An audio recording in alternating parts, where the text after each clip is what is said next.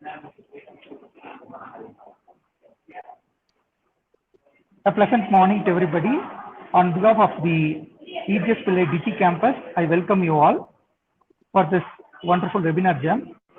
To officially welcome, I request the HOD of the Department of Electronics and Communication Engineering, Dr. S.R. Ramesh sir, to welcome the gathering. Sir, you welcome pannalam sir. Okay sir. Okay. Start pannalam sir. Okay sir, you can welcome.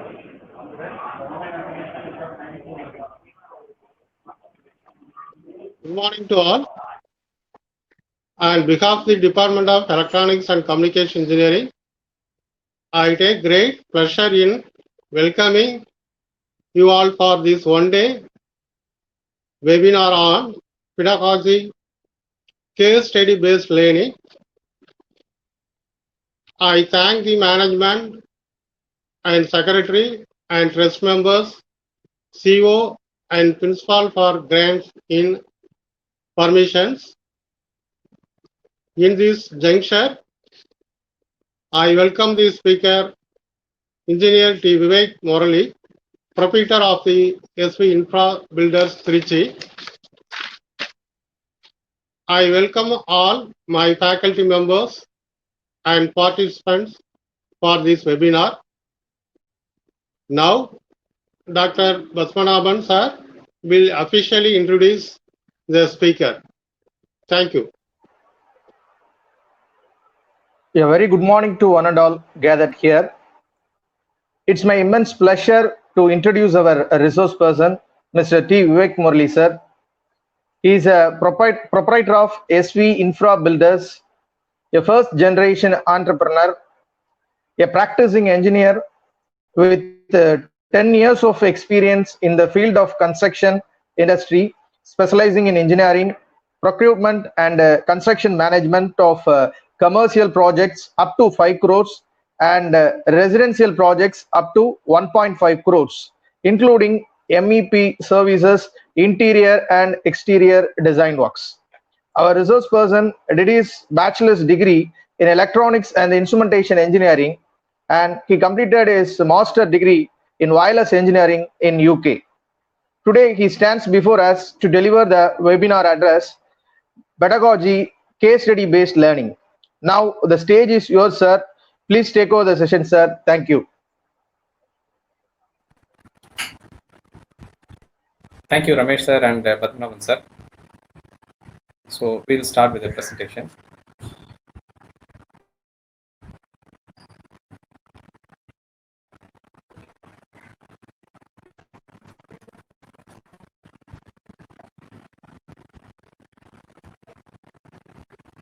Good morning all, my dear participants as well as friends.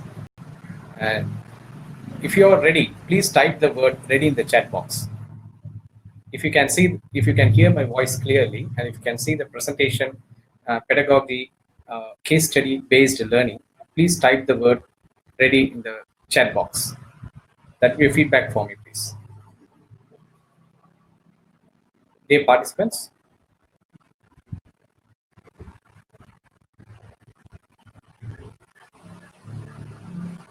if you can see the presentation clearly and if you can hear my voice clearly, please type the word ready.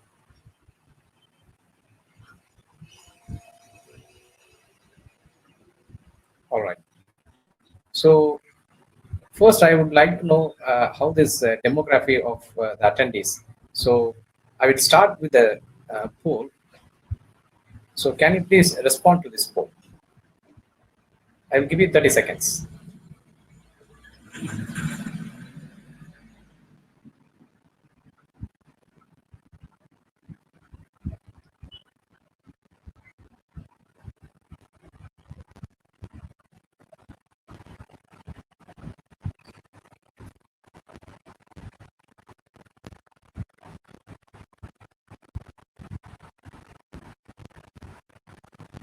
Last 5 seconds to respond to the poll. So I will stop the poll now. Okay, thank you. That gives me a clear view about it. Again, I'm giving you another poll, which from where you can tell me what's your engineering major. Can you please respond to this?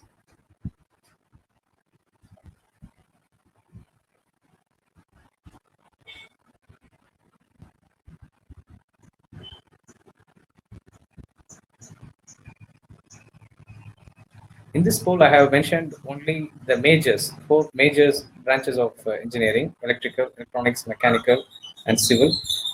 Other aligned subjects which have evolved from the main branches, you can just go to the same parent branch.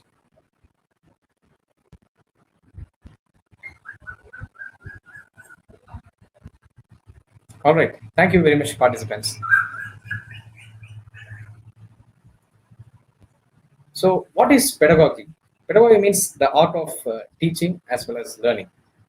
So, in this one, there are various methods of learning.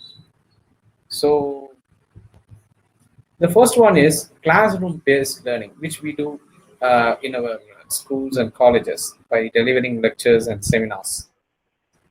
Second, where we go for excuse me, where we go for laboratory or a visit to industries or visit to museum. So in our early days, like when we are kids, usually they will send us to museum or art session, art exhibitions to understand the concepts of art as well as science. That is practical learning. And when we do in the laboratory, we learn whatever the course modules which we are learning, we try it on hands. And the third one is case study based learning. Usually this plays a vital role in molding the students in premier B schools. You start from Harvard, MIT, till IIMs and IITs. Everyone, if you are going for an MBA degree or a PG degree in management, they mostly go for case study based learning. Likewise in medicine also, because that will give you an orientation about what kind of problems you may expect from the field and how you are responding to that particular issue. So the fourth one is project-based learning, which we do by doing an internship in companies or corporations or manufacturing. Usually in the third year or second year, we go for internship. Let's work for 15 days or 20 days like that in a company. So we'll understand how the process works. Case study based learning for engineering especially, because in B schools and medicine schools, that's very quite common. There are no B schools or medicine schools without the concept of case study based learning. That's how they mold the people. Whereas in engineering, it should have been made a mandatory one. But however, I don't know what is with the university syllabus. Okay, they are not stressing on the importance of case study based learning for engineering students. So in which case, we, the faculty of engineering, as well as students, have to take an extra mile in conducting this case study based learning within the time period which they are given for a semester. So you have to take that extra mile by doing it in a leisure period or allocating 1 or 2 hours specifically for this kind of learning in a week. So have you heard about the word max 8? Can you please type in the chat box if you have heard the word max 8 within the last 1 year? Within the last 1 year, have you heard the word max 8? If yes, can you please type in the chat box?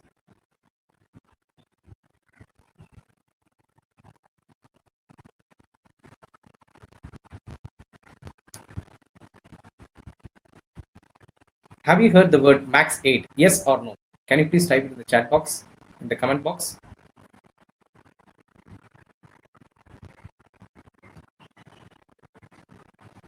Yes, no?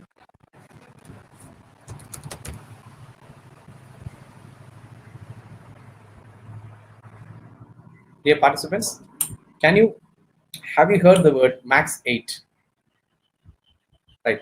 So this word, if you have come across news, right? So it's a tag word which connects with the Boeing 737 Max 8. Okay, so Boeing 737 Max 8 is an aircraft That's the latest model which they have launched from the company Boeing. And what is tragic about this is Lion Air Flight 610 as well as Ethiopian Airline Flight 302. Both of them crashed within a time period of 6 months. And since the crash has occurred, the Federal Aviation Department, they have grounded all the MAX 737, Boeing 737 MAX 8 aircrafts. So this is the impact of that particular incident. So Lion Air Flight 610 as well as Ethiopian Airline Flight 302. Okay, so this has taken the industry, especially the aviation industry, to a storm, because only there are two majors in this particular field. One is Boeing 737, another one is Airbus. Okay, Airbus 320.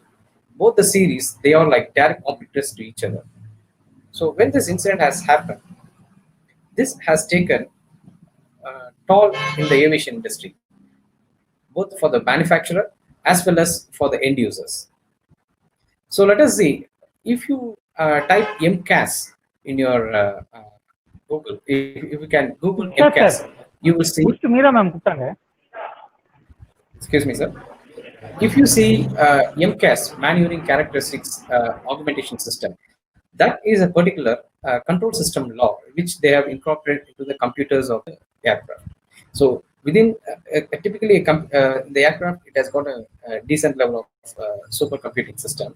So it will take and process information from various sensors, communication devices, and radar systems, and all the digital as well as the analog signals they get processed, and that will give direct input to a reality check for the pilot.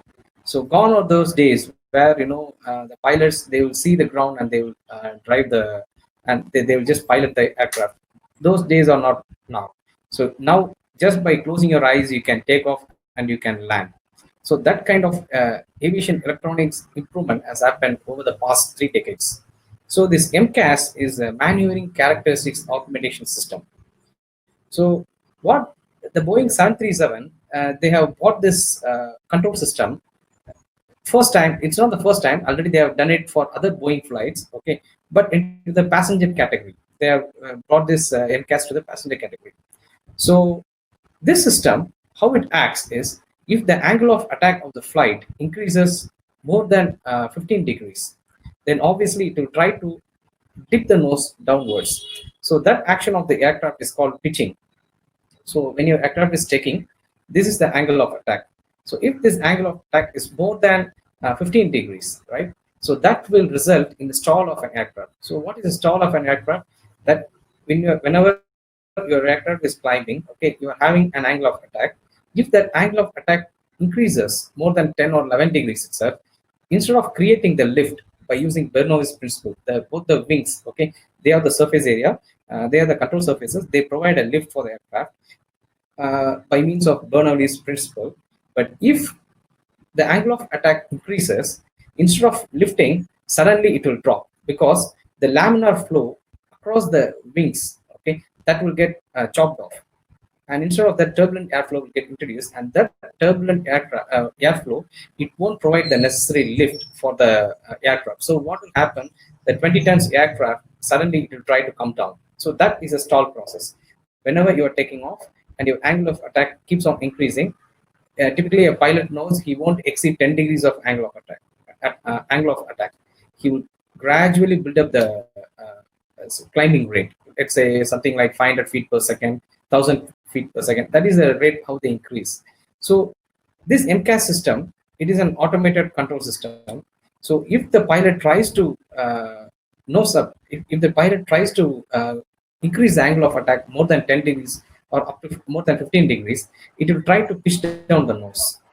So that is the case. But the fatal mistake which the Boeing engineers have done is, for this MCAS system, they relied only on one angle of attack sensor, which is fitted in the nose of the aircraft. So the nose of the aircraft, it has got one angle of attack sensor. Usually in nuclear industry, they will go for 7 number of sensors, and they will vote for the vote for the output from 7 number of sensors, and the majority of the vote, they will get processed. Let us say I'm having a boiler in the nuclear industry, and in that boiler, I want to measure the temperature. I will have 7 sensors in the same point nearby, okay, the measurement point. And out of the 7, if 5 sensors are saying the temperature is 100 degrees, then obviously the processing SCADA as well as the DCS, they will consider that 100 degrees, despite the fact other 2 can say even 98 or 102. So that will form as a voting system. So you have 7 sensors. Out of 7 sensors, you will accept the data which gives the majority, right? So if 5 majority sensors gives 100 is the answer, 100 as the measured temperature, obviously your control system will take the same. So this, like this, even in the flights, they will be going for 3 out of 5, which means you'll be having 5 sensors to measure a particular parameter, and out of the 5 sensors for the single parameter, if 3 sensors say the same value, then the computer, the processing computer on board will consider the majority of the sensors data as the correct data. So it is typically like a democracy amongst the sensors. So this eliminates if a single point failure system, which means if I'm having only one sensor, and if that sensor is giving a wrong information, then everything will become chaotic. The same issue has happened with Boeing 737 MAX 8. The MCAS system, it just relied on only one angle of attack sensor, which was fitted in the nose of the sensor. So because of that, in few aircrafts, that especially the both ones which have crashed, the angle of attack sensor, it failed dramatically, okay, and it started giving wrong information to the onboard system. Because of that, despite the fact the flight is going up normally without creating any stall, okay, within 10 degrees angle of attack, the flight is gradually taking off. But the onboard angle of attack sensor, it has given a wrong information to the onboard system, and that created the MCAS control system to pitch down the aircraft, to nose down the aircraft. So that has resulted in the crash. What the saddest thing is, even the pilot doesn't know that such an MCAS system is within the control system is within the particular aircraft, and how to override that system. Because sometimes, even in the best aircraft or whatever you're taking the electronic system, failures do happen, either at individual level or as a group of system, they will fail. But always there will be a bypass system or a recovery system using which you can at least safely land to the nearest airport. But this MCAS, it didn't give an overriding function to the pilots. They didn't train that way. So because of that, both the aircrafts, they crashed. So this was detected by the Federal Aviation Department agency of US, as well as respective governments, like one crashed in Indonesia and the other crashed in Ethiopia. So both the countries, they started a separate investigation, and based on that, they found that this MCAS is a prime reason why both the aircrafts failed, despite the fact both the aircrafts are brand new, like they were in the flight for the past 1 year, while the lifetime of an aircraft is nearly 30 years. They are just in the first or second year of their flight. There is another system. If you're going through the avionics, there is also another system called traffic collision avoidance system, TCAS. So TCAS, it is prevailing irrespective of the manufacturer, all the Boeing, because that is a regulation. When two aircraft are on the sky, they shouldn't get collided. So for that, we are having that TCAS system. Okay, if you want, you can just go through it. You will understand how they work. It's nothing but a localized transponder in both the aircrafts. Okay, and they have a radar sphere around them. So that particular envelope, if two aircrafts merge, right? If the envelope of two aircrafts merge, obviously they will start transmitting the signals, which will enable the TCAS electronics software. They will start sending, like they will instruct one flight to go up and another flight to go down. That way they can avoid collision whenever they are in the airspace. So that is typically a TCAS control system, right? Again, this is just only an advisory system. It won't make the aircraft to dive or to climb at the fastest rate based on its information. It's only an advisory system. But what was wrong with the MCAS system was it didn't. It was not just only an advisory system, but it started controlling. So that's when the actual problem started. So why basically this MCAS was introduced in Boeing? Because Airbus A320 is there. The Airbus A320, they don't have the MCAS control system, whereas Boeing 737, they got that control system, Max 8 version. Why this MCAS system? Whereas TCAS, it's available in both the variants. In fact, every aircraft must have a TCAS. Okay, that's a mandatory regulation for aviation sector. Why Boeing 747 is having the MCAS, whereas A320 didn't need it? In both these pictures, you can see uh, basically they have gone for a turbine called LEAP. LEAP was from basically they go for Rolls-Royce or from Pratt and Whitney. These two are the major players for aviation turbine, turbo propellers, right? So these two manufacturers, Pratt and Whitney, as well as uh, Rolls-Royce, these two major players, these two are the major players for the engines, for aero engines. So what happened? They have come up with a revolutionary engine which produces more thrust, whereas the consumption of fuel is less by 14%. And that 14% per trip is a huge saving for aviation industry, as well as it reduces the carbon footprint in the planet. So all the manufacturers suddenly they wanted to use that engine. So Airbus, they have designed A320. They are designed in such a way that the aircraft is little bit taller than Boeing.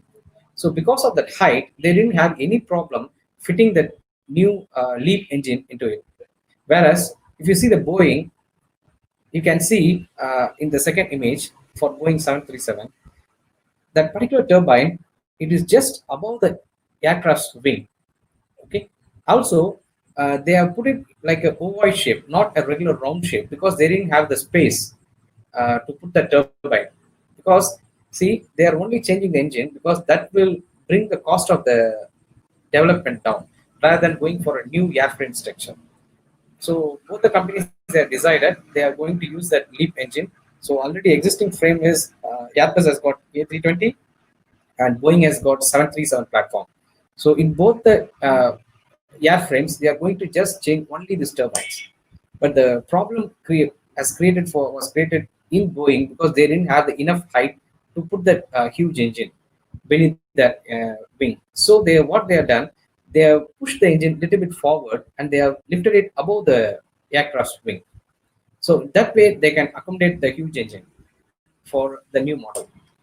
So as you can see, also Boeing was in a very much in a hurry to do this upgrade because A320 and A320 Neo and 737 Max 8 both are direct competitors for each other. And the first flight of A320 was in September 2014, and they started selling the aircraft on January 2016. Whereas Boeing was nearly 2 years behind the schedule. Somehow they lost the insight for what the customer may need. So they started the first flight only on 2016 for testing, and they launched the flight for sale by 2017. They made the first sale. So already there is a huge gap, 1 year gap, 1.5 years gap. I would say 1 year, 3 months gap between the two sales. So already Airbus was proceeding forward. They got a huge customer base favoring their new A320 Neo because of the fuel savings which it offers. Whereas Boeing, on the other hand, they were like struggling because first flight it started at the time when the competitors started selling the product, right? So they were in a hurry to make up the patchworks and get the clearance from FAA to sell the aircraft aggressively. So in that constraint, okay, they have developed this because of the position of the engine above the wing of the aircraft. There was a mandatory need to introduce the MCAS system, whereas they didn't mention about the MCAS in any of the pilot's manual, or they didn't specifically inform to the clients, believing that the system is 100% foolproof. So that is a major issue. Okay, the angle of attack sensor they have just put only one, and that resulted in two catastrophic events, right? So, what are the impacts of such an engineering disaster? See, having an MCAS system itself is an engineering disaster because your airframe is not equipped for that particular turbine. So you can't go for a new airframe. To cut the cost of the program, you adopted the old airframe, however, push the turbine just above the wing, and you try to survive it using MCAS system to make the flight on its correct course, right? But because of that engineering mistake, right, uh, human loss. If you take it, 346 people died due to the crash, both the crashes. Second thing, financial loss for Boeing 73, Boeing company as such was $18.4 billion as on date. The stock market has crashed by nearly 20%, and this has caused a nearly 0.5% GDP growth down. I mean, the less GDP growth in the US economy. So it has taken a direct hit in the US economy because Boeing is a major supplier. So because of that, the US economy thrives, in fact. And also, till date, they didn't get the clearance from FAA to fly this aircraft. So all those purchasers who purchased this aircraft, nearly some 800 aircrafts that on ground, they couldn't fly it, despite the fact they have invested the money. And for its customers, they have invested the money. The flight is there. They couldn't fly, so it's not making. Whereas they have to pay their debts. So that is uncertainty, which is keep on continuing. So why I'm insisting on this particular case study? See, this particular case study goes around nearly. It's like interdisciplinary. You have to know the regulations, how the field works, how the aviation industry works. You have to know how the electronics works in the first level and its sensors, and what are the mechanical complications you get to introduce because of bringing in and fitting an engine which has got more power than a regular one. So this particular case study, it provides an insight about a product development and how an engineering mistake has made such a huge loss, let it be financial as well as human loss. Apart from that, there are nearly 600 to 800 flights. Either they are leased flight, or they have purchased it. So that is a huge amount, right?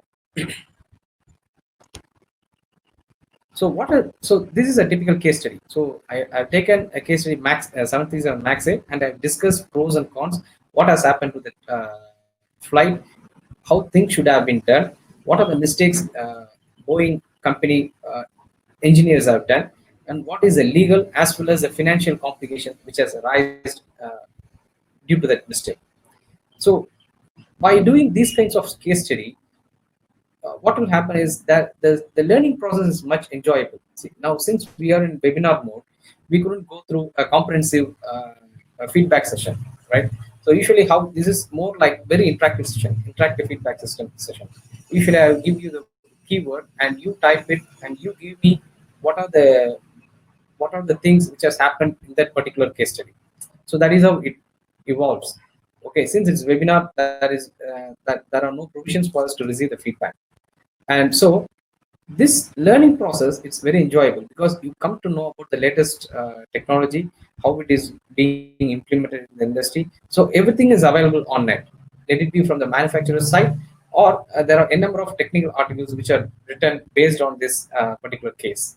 Secondly, it improves your interpersonal skills just by communicating with your fellow members as well as to the faculty. Okay, it improves the interpersonal skills.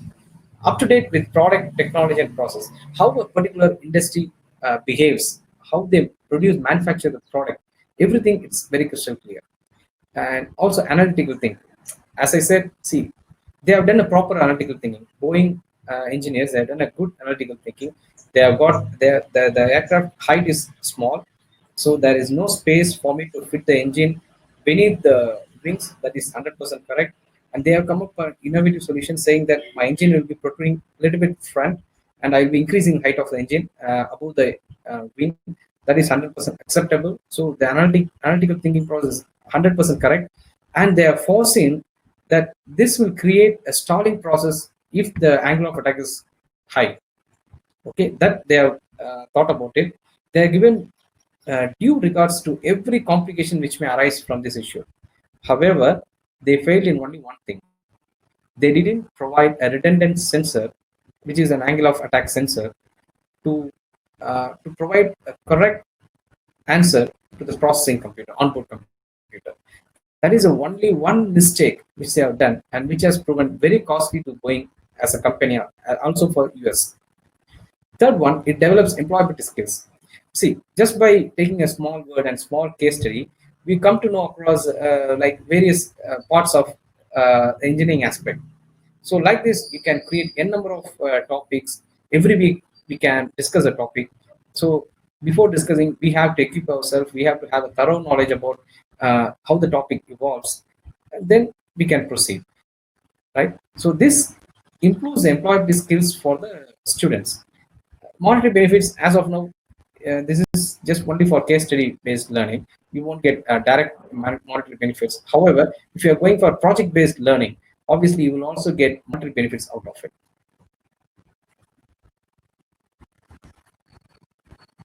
So modus operandi, how I can implement this case study based learning in my college or in my university. See, all we can do is take 1.5-hour session per week. Okay, you can club 2 sessions together. Let it be after lunch or after the recess, after lunch. Okay, you choose a topic on technology, product. You can even take a product and you can discuss about that particular product. Okay, even you take iPhone 7s, you take that product, you compare the product with the existing one which is in the market. What are the special features? Why customers are working for so much money for this particular product? What makes this product unique? Okay, if they have incorporated something like a technology, see, this fingerprint scanning system 5 years ago, that was a very new technology. Nowadays, even a mobile with 6,000 rupees price tag, you can do fingerprinting scanning. So that is the aspect. So how the technology works, success and failure stories. So usually you will do a Chernobyl disaster case study. Okay, so that is only one. Likewise, there are hundreds and hundreds of failure stories as well as success stories in engineering aspect. So in faculty of civil engineering or computer science or electrical or mechanical, easily you can take at least something like let's say 100 topics you can take, and every week you can just keep on promoting each and every topic, and you can say it well before the session so that even the students will come up with their own ideas, right? So this is how it should be implemented. So is it a big concept, this case study based learning? Is it only restricted to medicine or MBA? Can't we do it in engineering industry? Definitely you can do in engineering college. So this will transform your education institution into an industry oriented institution, because the students whom you are molding, obviously they will get knowledge about it. So for faculty members, what are the extra thing which you have to do is, what is because of this concept, how you are benefited means your quality of work improves, because rather than going through the syllabus, routine syllabus again and again, you will start thinking in a new direction towards engineering issues and products. Likewise, it promotes lateral thinking. Lateral thinking means I'm having a problem. This is the only way how I'm looking at the problem, right? That is one part. If I can view the same problem from another angle, that will improve my skills. So that kind of lateral thinking will obviously improve, because we are going through diversified topics. Right? For the students, this kind of case study learning, it will improve their employability as well as placement, because whenever you're going for any companies, obviously they will ask you for the latest thing which is happening in the industry. So just by doing all these case studies, you will have an overall idea how the industry is behaving, whatever the theories which I am learning, how I am going to practically implement it. See, for example, in electronics degree, we come through control system now, right? Just we simply go through the first level, second level, feedback system, all these things we think. But what is the ultimate point in learning these things? That is reflected in this case. Just because of one simple error in control system, 346 people died. And whose responsibility is that? Typically an engineer who was sitting behind and watching the project and developing the project. He is responsible. So you will come to know what is happening in the industry, how the theoretical things which you are learning is being implemented within the industry. That is one thing. And also you can be up to date with the technology, especially if you are choosing some topics in civil engineering. You can always come up with the products, unique products, which they are nowadays, they're selling off the shelf, just to improve your productivity in terms of productivity. So all these things, they are take away for you because of you are doing this exercise.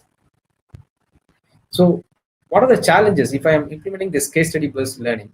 What will be the challenges for me? First thing, students response to change. So initially students won't immediately accept this kind of learning process. So you have to gradually shape them. Okay, you have to gradually introduce them to a new thing. So there will be a difficulty whenever you're going for the change. Second thing is management's response to change. Why I'm saying college management's response means, see, we are having a very tight schedule. Anna University has given us norms. Any university to which we are affiliated, they are giving us a norms, how many hours we have to conduct, how to conduct. All these norms are there. So finding a time gap between this syllabus, it's really difficult task. I do understand that. So the management as well as the faculty members, they have to respond to the change, how to adapt the new thing that you have to change. Third one is funding. If a particular case study requires funding to purchase a demo model or something like that, obviously that will be a challenge. As I said, satisfying university norms in theory sessions are apart from theory sessions and lab sessions. Can you find 1.5 hours or 2 periods per week? That is the most important thing. Then the final thing is our competency. As faculty members, we should be very competent to take this on, because whenever you are conducting this 2 hour session, okay, the other side, the students nowadays, they are really, really good. So we have to match their speed. So usually when I'm saying competency of faculty, what is missing, I'll just go through it. First thing is technical training. Okay, competence in terms of competency. Second one, if we can't kickstart immediately, or if we need some support from industry professionals, you can take it on a temporary basis, so that you can start initiating, you proceed for a couple of weeks, then you will come to know how this thing proceeds. You can take off from that. So that is one part. You can take a trainer from industry, you can use them for this case study, or you can take an MBA faculty, and you can use them for this particular process for case study based learning. Third thing is managerial training to develop leadership skills. As a faculty, as a professor, right, we need to have managerial skill. That's the most important thing. See, whenever I'm seeing a lecturer or an assistant professor or associate professor or a professor, I usually ask them, what do you think about your position apart from the technical aspect? Apart from the technical aspect, every faculty is a leader who can who must inspire the students. So that is how, see, you can't intimidate by threatening any student. As a matter of fact, let it be first standard student, or it could be final year student. We can't intimidate them, because law is not permitting. Nowadays it's outdated fashion, threatening them by using that's outdated fashion. So the new trend is we have to inspire them. Okay, when we have to inspire them, we need to have the leadership skill as faculty members. So what are the leadership skills? Basic outline actually. So you need to know how do you engage with your team. Okay, second one, how to greet your team member, how they greet themselves. So that should be a communication between you, okay, without the barriers, right? And most importantly, you must be focused on things getting done. See, even a boss gets the things done and a leader gets the things done. Only thing is, a boss gives the order and tries to get the things done, whereas a leader inspires them to do things. So that will become a mechanical routine work. Once you inspire them, they will keep on moving. That's the most important thing. And fourth one, you have to respect your team member. See, that's why I'm saying whenever a faculty member is there, it is mandatory that you respect your team member. Your team member is your student. Simple as that. And also, we have to educate the team members, that is the students, that how to effectively perceive politics in a group. See, whenever you're going, let it be in a workplace or in family, always politics will be there. Whenever there is a team, that there will be a politics. But the most important thing is that politics must be used only for constructive purpose rather than being destructive. So your team member, so who is your team member? Nothing more than that of your students. Your students, they are your team members, right? So conducting this case study will be very much easy, provided you are a leader amongst them. So there is a famous saying: if you are not a leader, your team will be like headless chicken. Have you seen headless chicken? Once you cut off the chicken's head, okay, it will be the just the body. It will be just running here and there for a couple of minutes. So if you want to keep your team intact during this case study based learning, okay, obviously you have to evolve as a team leader, right? That particular word is not only restricted to IT industry. Please forget that.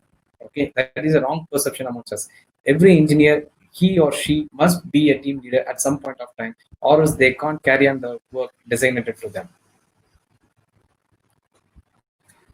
So this is a famous word from Vince Lombardi, American football player, coach, and manager. So leaders are not born; they are just made, and they are made just like anything else through hard work.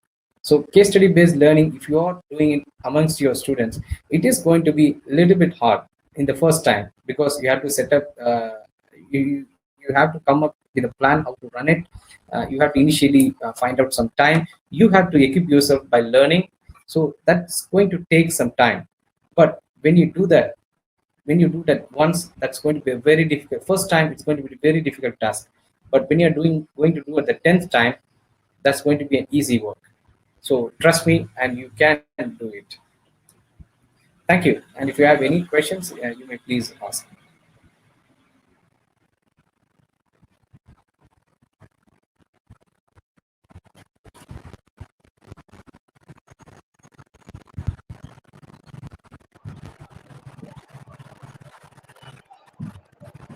Thank you, sir. Participants, if you have any questions, please type in the chat box.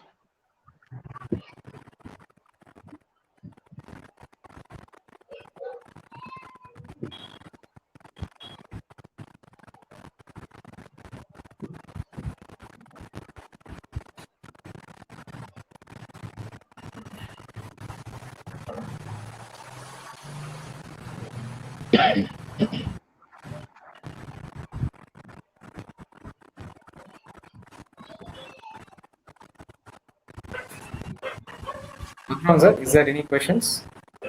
Or we close the session? Can we close the session? No, sir.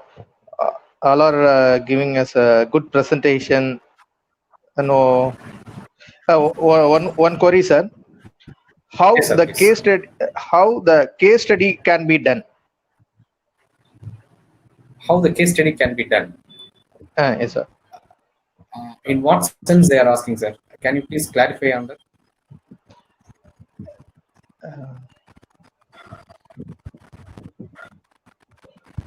Nagamani, sir. Nagamani T.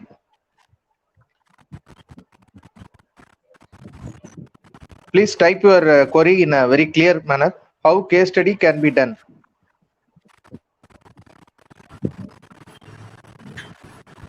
Because I want to know in what aspect they want to know, whether picking up a topic, Whether or how to conduct in the classroom, how it should be, sir. How, in what kind of query they are having.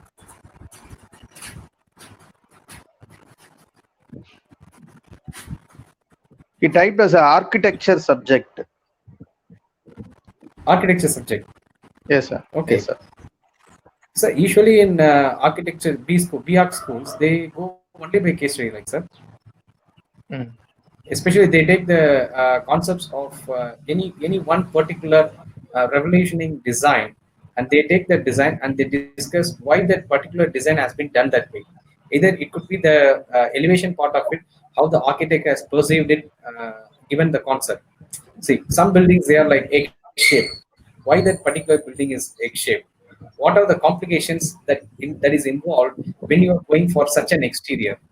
So we are doing exterior designs. So you are giving some unique egg shape, let's say egg shape exterior design. Okay. So what would be the costing?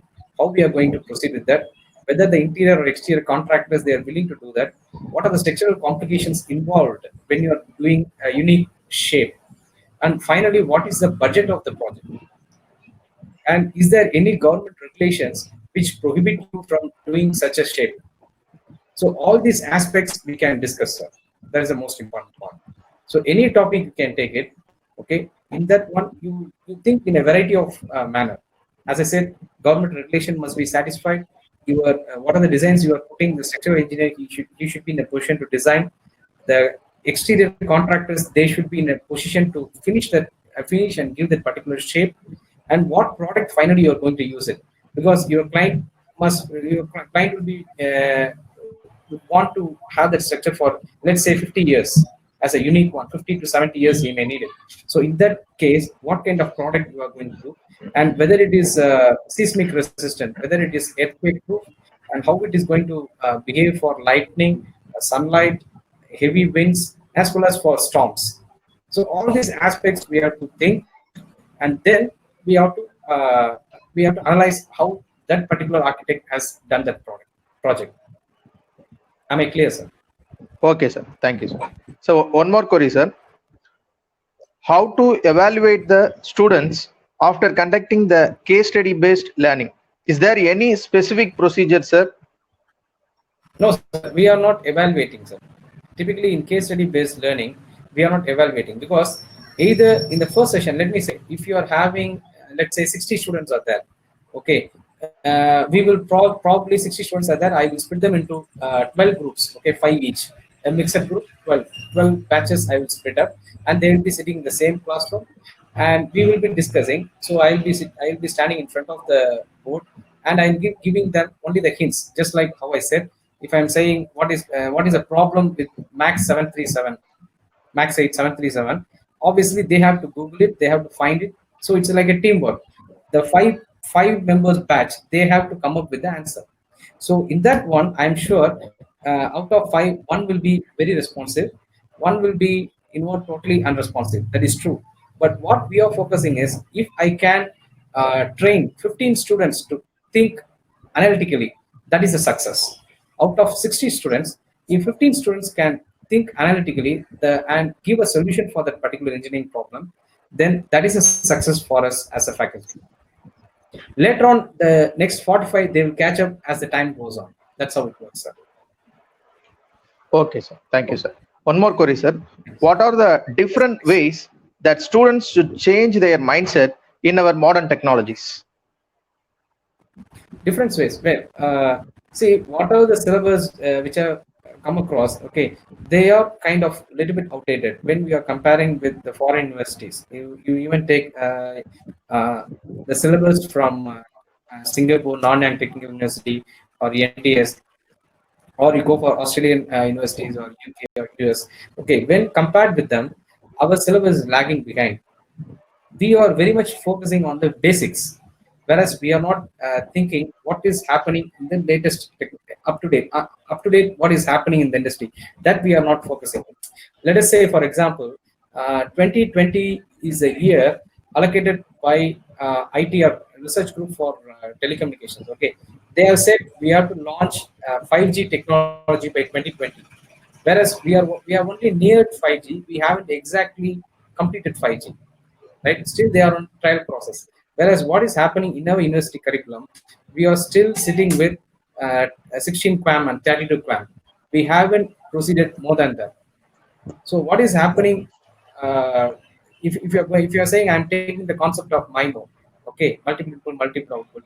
So we are only reading about the concepts. Whereas have we done any simulation sending, let's say, 10 lakh data packets through a receiver, through a transceiver, right? Posing different conditions, n number of conditions for that particular wireless channel. No, we are not doing that. So the students' mindset should be, I am learning the basics, very basics in my syllabus. Whereas what is in the industry, I should know that. So that they have to understand. The industry is not too high. It's just a matter of 6 months we can grasp what's happening in industry. But only if we start introducing them the topics. So as faculty, it is our responsibility to make sure they just see that this is also a way of learning that they have to understand, that we have to incorporate in their mind. That is a difficulty for us as faculty member. Okay, sir. Thank you, sir. One more query, sir. According to Bloom's taxonomy, case study may be in which level, sir? It must be apply level or other any level, sir? Sir, it could be even like perspective level. See, you can take an imaginary case and you can see that's what I'm saying. What is there in the product, we can take it. What is available as a product, we can take it. Or else, what is a success or failure story, we can discuss about it. Or if you are having a concept and you want to, you can just ask them to think about it. I may be having, let's say, I want to send human beings to Mars. That's very empirical, right? So it's like a hypothetical point as of now. Okay, maybe it can happen. First case is hypothetical, then it will become theoretical, then it will become practical, right? So as of now, we can propose an hypothesis saying that I am going to send human beings to Mars. So what are the complications that may arise in engineering aspect? So you can start discussing from how to send the people, what kind of transportation, how I'm going to accommodate them over there, how the food is going to be there, how I'm going to communicate, every aspect, medical, everything you can think about it and talk about it. So it totally depends on you. So that's why I said you take a variety of topic. One is success story, and next week you can have a failure story. Next you can have about a product. Let us say if you are a mechanical engineering student, okay, I mean a faculty, you take about the latest model of JCB available in the construction industry, and you compare it with other competitors. Like AC is also offering the product. Caterpillar is also offering the product. So what is the difference between the latest model of all these three products? That we can discuss. So in that way, we can also promote them the knowledge about the particular product. So when tomorrow if he's going as a service engineer, he will have a first level of understanding how the product works.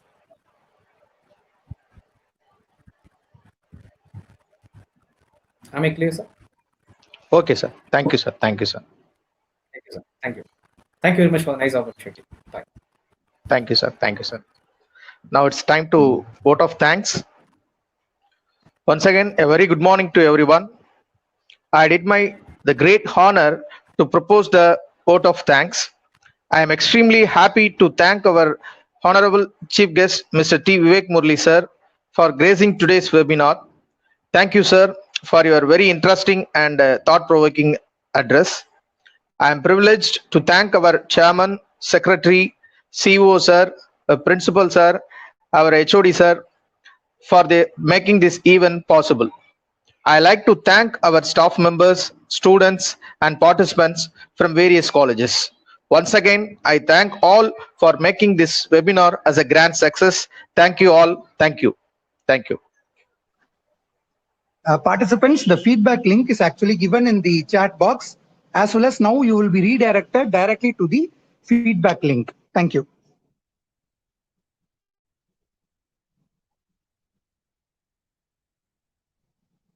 Thank you, sir. Thank you, sir.